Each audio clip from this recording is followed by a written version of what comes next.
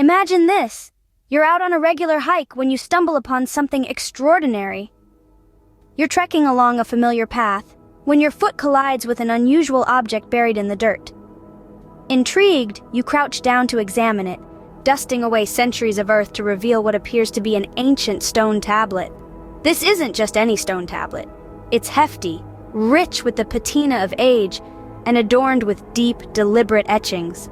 Your heart races as you run your fingers over the grooves, feeling the weight of history in your hands. Could this be a relic of the past? A message from a long-lost civilization? With a surge of curiosity, you tuck the tablet into your backpack and continue on your journey, the ordinary hike now transformed into an adventure. Back home, under the soft glow of your study lamp, the true nature of the tablet reveals itself. The markings, once cryptic, now seem to form a pattern, a series of lines and curves that bear a striking resemblance to ancient script. With a sense of growing wonder, you pull up images of ancient texts on your computer, comparing them to the etchings on the stone. A realization dawns on you. The symbols etched into the stone are not just random markings, they are words, commandments. Suddenly, your mind races back to your Sunday school lessons, to the stories told by your grandmother, and to the old, worn Bible that sat on her bedside table. You recall the tale of Moses, who climbed Mount Sinai and returned with the 10 Commandments, the moral compass for a people. Could this stone tablet be a replica of that very relic? Your heart pounds in your chest as you trace the etchings once more, matching them to the commandments as you remember them. One by one they align, each commandment echoing a timeless wisdom that has guided generations. And there they were, the 10 Commandments, etched into stone, waiting to be explored. The first commandment, "You shall have no other gods before me." This commandment, the very first one, sets the tone for the rest. It's a clear proclamation of monotheism, the belief in one God. But it's not just about religious faith, it's about loyalty, about where you place your trust and devotion.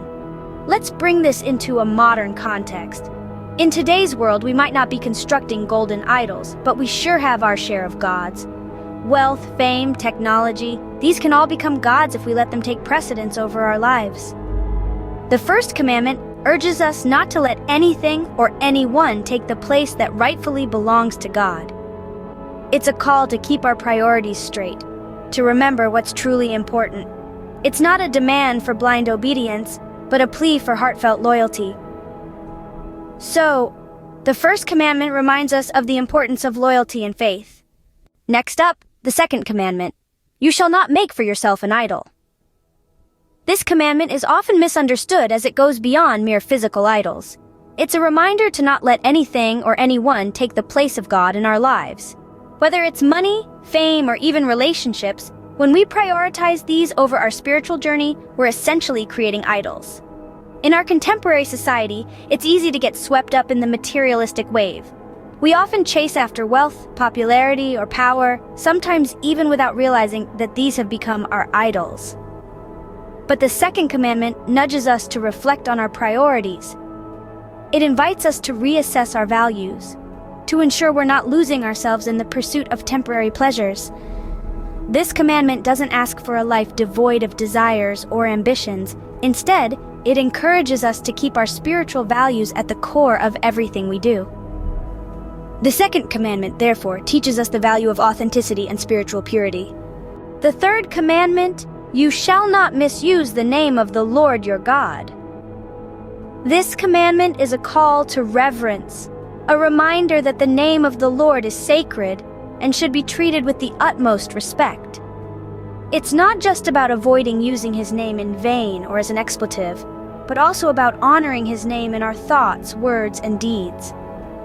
In today's society, we often find the name of the Lord being misused in casual conversations, in media, and even in comedy. This commandment urges us to break free from such practices. It encourages us to uphold the sanctity of his name, to use it with thoughtfulness and reverence, not in anger, frustration, or thoughtlessness. This commandment also serves as a gentle reminder that our speech and actions should reflect our respect for the divine. When we honor his name, we honor him. In essence, the third commandment instructs us to respect and honor the sacred.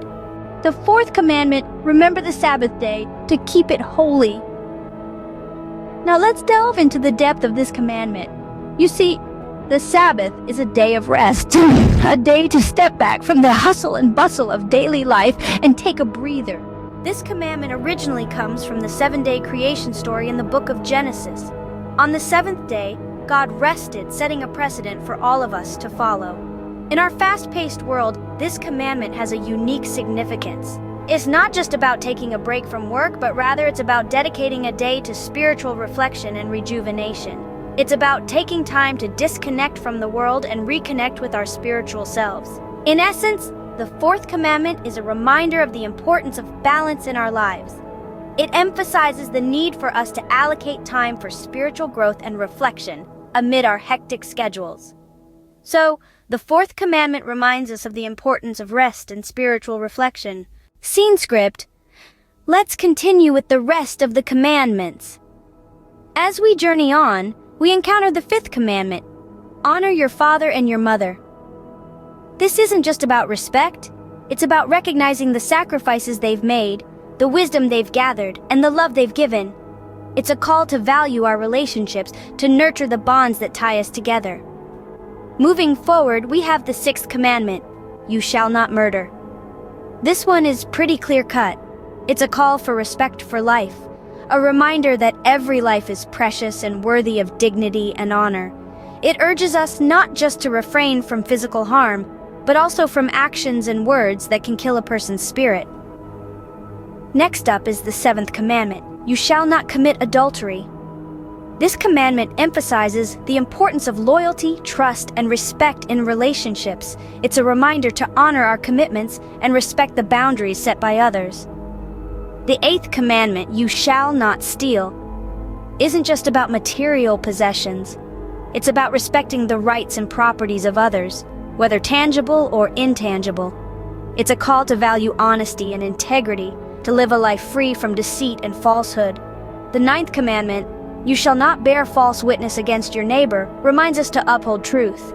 It's a call to be honest in our words and actions, to refrain from spreading false rumors or misleading information. Finally, we arrive at the 10th commandment. You shall not covet. This isn't just about wanting what others have. It's a command against envy, a reminder to be content with what we have and to celebrate the success of others. And there you have it, the 10 commandments, timeless guidelines to a meaningful life. Now that we've gone through the 10 commandments, let's take a moment to reflect. We started our journey with an unusual discovery, a set of rules that have been guiding humanity for centuries. Then, we dive deep into the heart of these commandments, exploring each one in detail. The first commandment, a call to acknowledge one supreme power, a divine entity that governs the cosmos. It's about recognizing the omnipotence of the divine and dedicating our devotion singularly towards it. Next, we move to the second commandment, which urges us to refrain from creating or worshiping idols. This commandment emphasizes the importance of faith and spiritual connection over materialistic representations. The third commandment reminded us to respect the sanctity of the divine name. It's a call to use our words with care, to remember that they carry weight and meaning. With the fourth commandment, we were reminded of the importance of rest and reflection.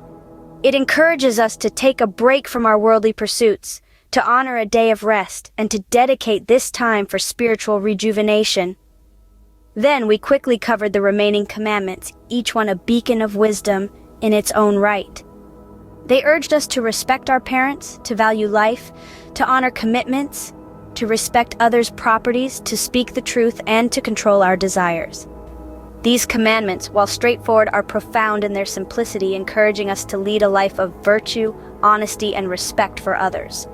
In sum, the 10 Commandments are not just rules, but guiding principles that encourage us to lead a life of integrity and virtue.